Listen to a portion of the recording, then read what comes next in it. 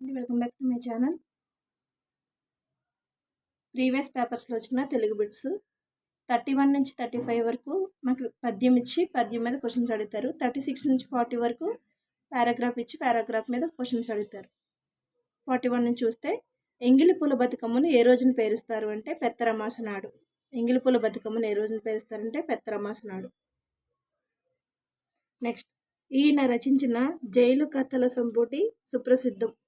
దాశరథి రంగాచార్యులు, వట్టికోట ఆళ్వారు స్వామి, కాళోజీ, పాట్లపల్లి రామారావు.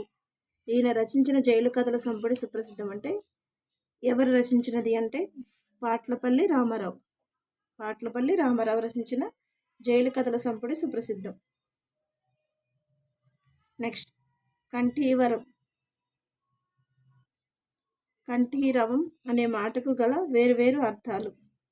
సింహం చక్రవర్తి ఆకాశం, పన్నీరు అగ్ని సింహం, సింహం ఏనుగు పావురం, ఏనుగు పిల్లి చిలుక. కంఠీరం అనే పదానికి వేరువేరు అర్థాలు ఉంటే సింహం ఏనుగు పావురం. Option 3 correct. నెక్స్ట్, తెలంగాణ ఉద్యమ పితామహుడుగా పేరుగాంచిన వారు. తెలంగాణ ఉద్యమ పితామహుడిగా పేరుగాంచిన వారు ప్రొఫెసర్ కొత్తపల్లి జయశంకర్, వానమామలై వరదాచార్యులు, దాశరథి కృష్ణమాచార్యులు గారు, సురవరం ప్రతాపరెడ్డి. ప్రొఫెసర్ కొత్తపల్లి జయశంకర్ తెలంగాణ ఉద్యమ పితామహుడిగా పేరుగాంచిన వారు ప్రొఫెసర్ కొత్తపల్లి జయశంకర్. నెక్స్ట్, భాష ఏక లక్షణం గల వస్తువు కాదు, అది సంక్లిష్ట దృగ్విషయం అన్నవారు. భాష ఏకలక్షణం గల వస్తువు కాదు, అది సంక్లిష్ట దృగ్విషయం అన్నవారు ఎస్కే కృష్ణస్వామి, ఎస్కే వర్మ, ఎన్ కృష్ణస్వామి, ఎస్కే వర్మ మరియు ఎన్ కృష్ణస్వామి. భాష ఏకలక్షణం గల వస్తువు కాదు, అది సంక్లిష్ట దృగ్విషయం అన్నవారు S K Varma and N Krishnaswamy.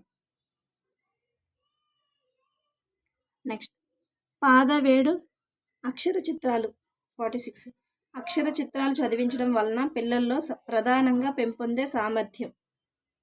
శ్రవణం, పఠనం, లేఖనం, భాషణం. అక్షర చిత్రాలు చదివించడం వలన పిల్లల్లో ప్రధానంగా పెంపొందే సామర్థ్యం. శ్రవణం, పఠనం, లేఖనం, భాషణం. చదివించడం కాబట్టి పఠనం. చదివించడం వచ్చిందంటే మనకి పఠనం. పాదవేడు నుప్పలేక రుచి పుట్ట నేర్పుటయ్య భాస్కర. ఈ పాదంలోని 4వ గణం రా స త జ.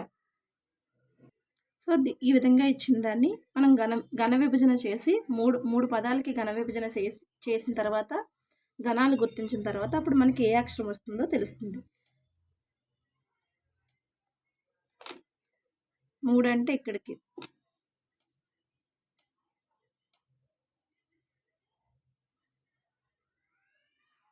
సో ఈ విధంగా ఘన విభజన చేసిన తర్వాత ఇక్కడ మనకి పా అంటే దీర్ఘం ఉంది. దీర్ఘం ఉన్న వాటికి గురువు వస్తుంది. ఇది లఘు, ఇది మహాప్రాణాక్షరం. ఈ దీర్ఘాక్షరాలు ఈ హ్రస్వాక్షరాలు. సో దీర్ఘం ఉన్న వాటికి మనకి గురువు వస్తుంది, మిగతా వాటికి లఘు వస్తుంది. ఇక్కడ దీర్ఘం ఉంది. గురువు, లఘువు, గురువు. నెక్స్ట్, గురువు. సో ఇది లఘువు, గురువు కాదు, లఘువు.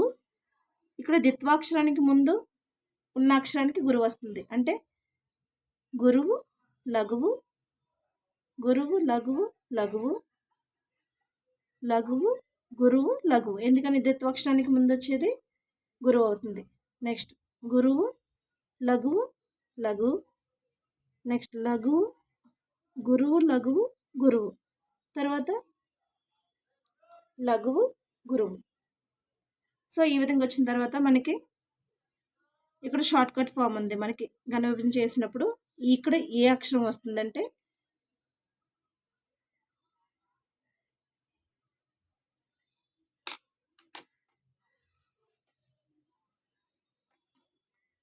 య మా త రాజ భానస. సో ఈ విధంగా గుర్తించిన తర్వాత మనకి ఇది లఘువు, గురువు, గురువు, గురువు, లఘువు, గురువు, లఘువు లఘువు.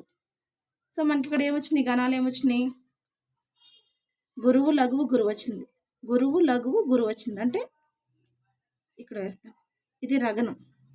నెక్స్ట్ లఘువు గురువు లఘువు, లఘువు గురువు లఘువు అంటే జా వచ్చింది, జగనం. నెక్స్ట్ గురువు లఘువు లఘువు, గురువు లఘువు లఘువు భగనం.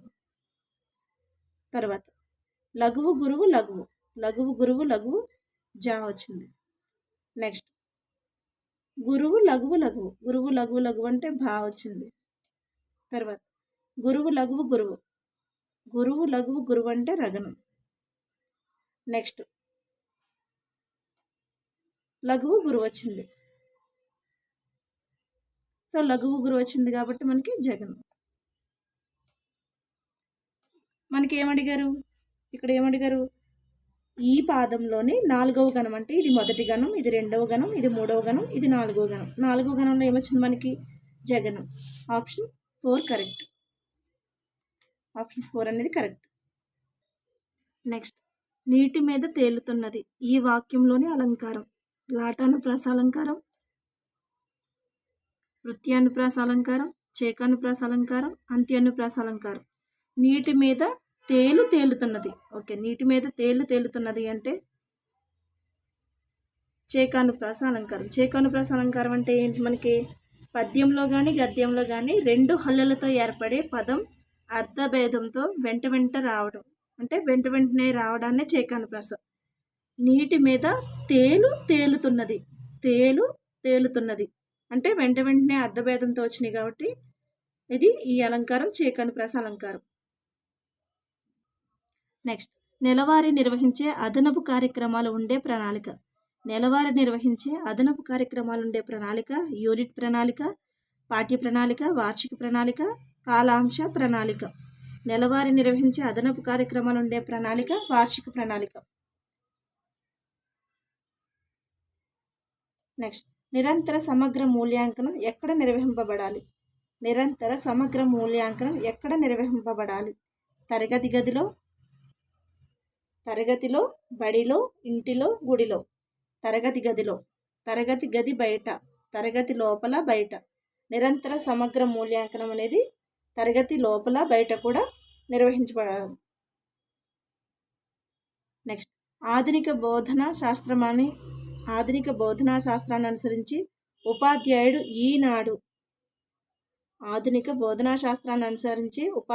ఈనాడు శాసకుడు, బోధకుడు, సహాయకుడు, వక్త. ఆధునిక బోధనా శాస్త్రాన్ని అనుసరించి ఉపాధ్యాయుడు, సహాయకుడు. పిల్లల పరిశీలన శక్తిని పెంపొందింపజేసేందుకు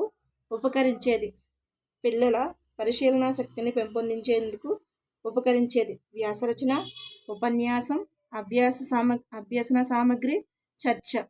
పిల్లల పరిశీలన శక్తిని పెంపొందింపజేసేందుకు ఉపకరించేది అభ్యసన సామగ్రి. నెక్స్ట్ చలి పెడుతున్నది అర్రలకెళ్ళి బయటకెళ్తలేదు. ఈ వాక్యంలో అర్ర అనే మాటకు అర్థం చలి పెడుతున్నదని అర్రలకెళ్ళి బయటకెళ్తలేదు. ఈ వాక్యంలో అర్ర అనే మాటకు అర్థం ఇల్లు, దుప్పటి, గది, రంధ్రం. ఆప్షన్ 3 గది. చలి పెడుతున్నది అర్రలకెళ్ళి బయటకెళ్తలేదు. ఈ వాక్యంలో అర్ర అంటే గది. నెక్స్ట్ వసుధ అనే పదానికి వ్యుత్పత్తి.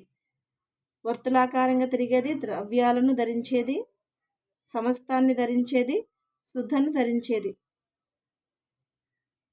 ద్రవ్యాదులను ధరించేది. వసుధ అంటే ద్రవ్యాదులను ధరించేది. నెక్స్ట్ సాగువాటునాడు సాగకపోతే సాలంతా ఆగిపోతది అనే సామెతలోని అనుభవానికి మూలం. సాగువాటునాడు సాగకపోతే సాలంతా ఆగిపోతది అనే సామెతలోని అనుభవానికి మూలం విద్య, వివాహ వ్యవస్థ, వ్యవసాయం, వ్యాపారం. వ్యవసాయం. బంగారం అనే పదానికి ప్రకృతి రూపం సువర్ణం, శృంగారం, పొత్తడి, బృంగారం. బంగారం అనే పదానికి ప్రకృతి రూపం బృంగారం. ఆహా, ఆ ప్రాంతమంతా శోభాయమానంగా ఉన్నది. ఈ వాక్యంలోని అవ్యయ. ఆహా, ఆ ప్రాంతమంతా శోభాయమానంగా ఉన్నది. ఈ వాక్యంలోని అవ్యయ. ఆహా. వయోవృద్ధుడు సమాసానికి విగ్రహవాక్యం. వయోవృద్ధుడు సమాసానికి విగ్రహవాక్యం. వయస్సు మరియు వృద్ధుడు, వయసైన వృద్ధుడు, వృద్ధుని వయస్సు, వయస్సు చేత వృద్ధుడు. వయస్సు చేత వృద్ధుడు. Option 4 correct.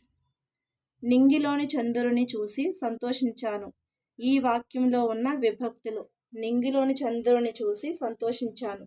ఈ వాక్యంలో ఉన్న విభక్తులు. ద్వితీయ, ప్రథమ, ద్వితీయ మరియు ప్రథమ, సప్తమి మరియు ద్వితీయ, ద్వితీయ మరియు ద్వితీయ, షష్ఠి మరియు ద్వితీయ.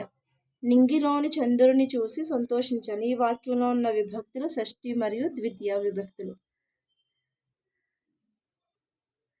క్ష్మి అనే సంశ్లేషాక్షరంలోని ధ్వనిక్రమం.